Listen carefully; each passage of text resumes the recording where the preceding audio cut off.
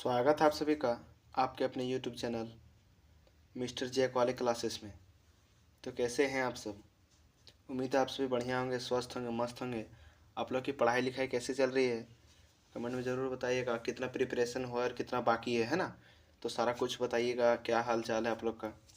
तो आज का जो ये मेरा क्लास है वो क्लास 11th के लिए है। ये क्लास 11th का जो एग्जामिनेशन 2024 में हुआ था केमिस्ट्री का, है ना? केमिस्ट्री का जो हुआ है वही हू बहू, बोले तो सेम क्वेश्चन पेपर को आज हम लोग सॉल्व करने वाले हैं। 40 MCQ क्वेश्चन देखने वाले जो आपके बोर्ड एग्ज़ाम 2025 में बहुत ही ये रोल निभाएगा, है ना? बहुत इसका इम्पोर्टेंस है क्योंकि बहुत पिछला क्वेश्चन रिपीट करता है। कुछ कुछ ऐसा क्वेश्चन है जो एकदम ऑप्शन तक भी बाहर नहीं जाएगा, है ना? एकदम सारा कुछ सेम डिक्टो क्वेश्चन आएगा इसी से। तो आप लोग को चिंता करने की बात नहीं है ना? सारा क्वेश्चन हम लोग अभी सॉल्व करने वाले हैं। तो चलिए बिना देरी किए हुए वीडियो शुरू करते हैं। वीडियो शुरू करने से पहले एक छोटा सा रिक्वेस्ट, अगर आप चैनल पर नए हैं तो चैनल को सब्सक्राइब और वीडियो को लाइक कर दीजिएगा, है ना?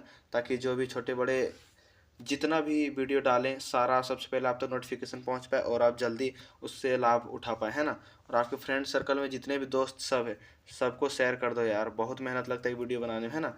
2-4 दिन से वीडियो नहीं आ रहा था, कुछ मेरा काम था, है ना? तो आपसे मैं ट्राई करूँगा कि वीडियो लेके आऊँ, है ना? और तो चलिए बिना देरी के वीडियो शुरू करते हैं। तो केमिस्ट्री का है, टाइमिंग 1 घंटा रहेगा और पूर्णांक 40 पूर्णांक का रहेगा। मार्क्स देखिए, है ना? 40 मार्क्स का। तो निर्देशांक आप लोग पढ़ लीजिएगा, हम इसको स्किप कर देते हैं, वीडियो का लेंथ काफ़ी ज़्यादा लंबा हो जाएगा। पिछला वीडियो में हम लोग केमिस्ट्री का क्लास 11th का, है ना? केमिस्ट्री क्लास 11th का हम लोग पार्ट 1 सॉल्व किए थे, जिसमें 20 बताए थे क्वेश्चंस। 20 क्वेश्चंस को बताए थे, पूरा एक्सप्लेनेशन के साथ बताए थे, एकदम क्या बोल सकते एकदम पूरा निचोड़ उसका बताए थे, है ना? तो आप लोग अगर नहीं देखे तो जल्दी से जाके देख लीजिए, लिंक डिस्क्रिप्शन में दे देंगे और चैनल में जाके विजिट कर लीजिएगा, है ना? तो 20 नंबर क्वेश्चन तक हम लोग उसमें बता दिए थे। अब हम लोग 21 से शुरुआत करेंगे और 40 तक बहुत ही अच्छे ढंग से बताया जाएगा। आप लोग चिंता मत कीजिए, अगर नहीं देखे जल्दी से जाके देखिए। 1 से लेकर 20 के बीच में बहुत सारे इंपॉर्टेंट क्वेश्चन था।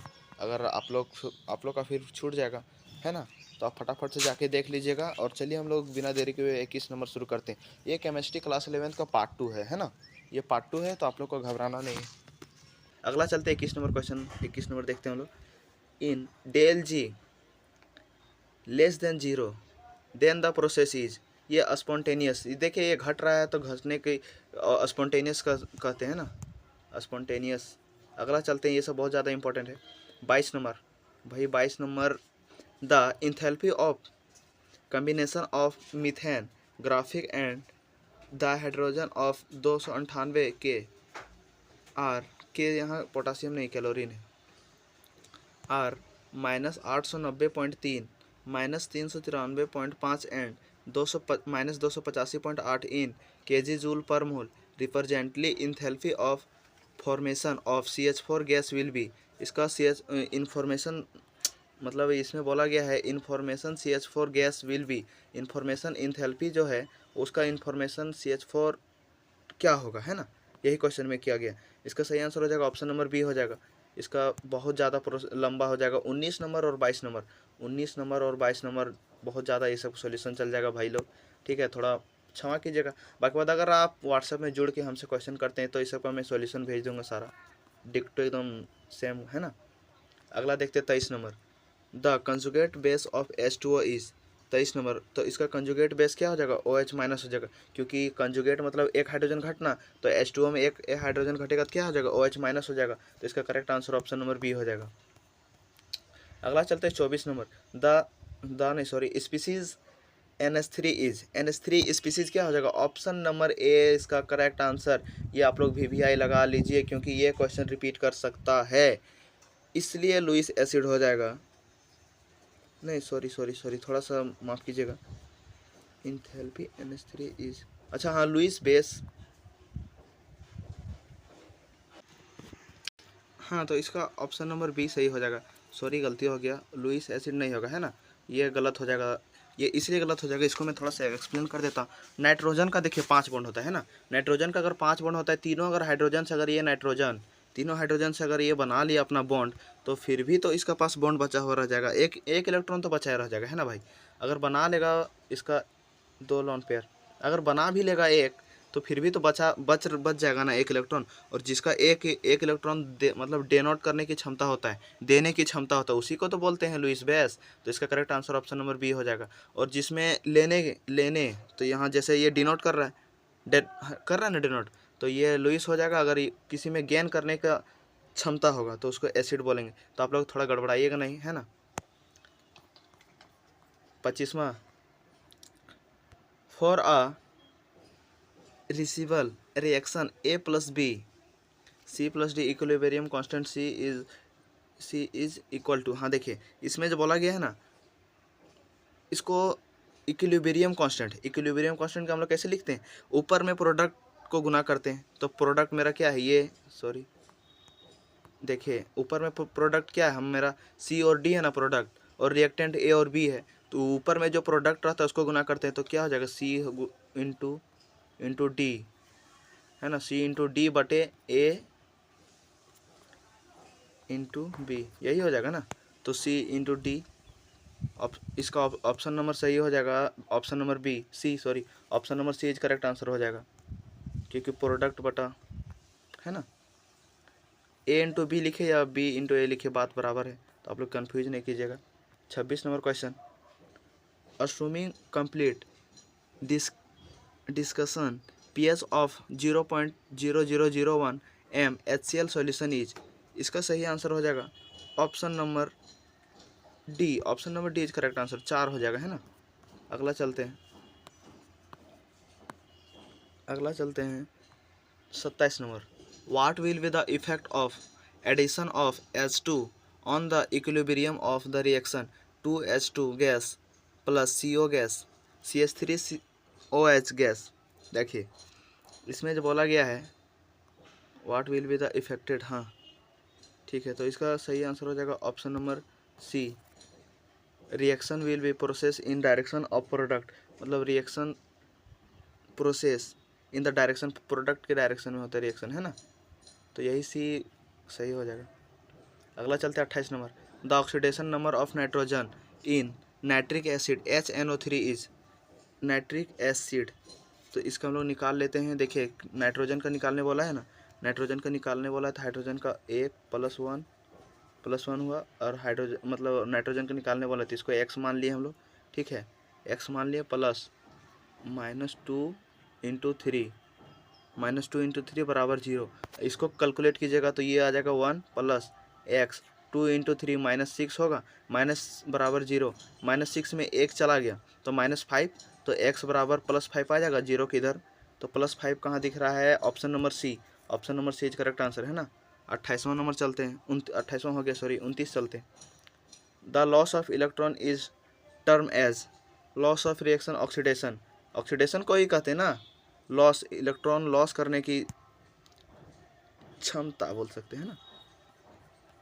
30 number, which of the following statement is not correct, इसमें से कौन सा स्टेटमेंट है वो करेक्ट नहीं है, मतलब सही नहीं है, इसमें कौन सा स्टेटमेंट सही नहीं, इसका ऑप्शन नंबर सी हो जाएगा। क्योंकि देखिए आप लोग सारा पढ़ के देख लीजिएगा, मैं बता देता हूँ, oxidation against loss electron, oxidation जो होता है लॉस इलेक्ट्रॉन के अगेंस्ट होता है, नहीं, ये तो गलत हो जाएगा, और गलत कौन नहीं, यही तो ये पूछ रहा है ना।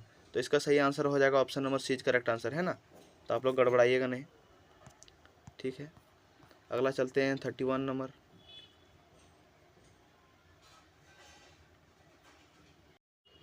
The IUPAC name of the following compound, मतलब आईपीएसी नेम इस कंपाउंड का, है ना। तो इस कंपाउंड का आईपीएसी नेम निकाल लेते हैं हम लोग। सबसे पहले पेरेंट चेन हम लोग का यही हो जाएगा, है ना।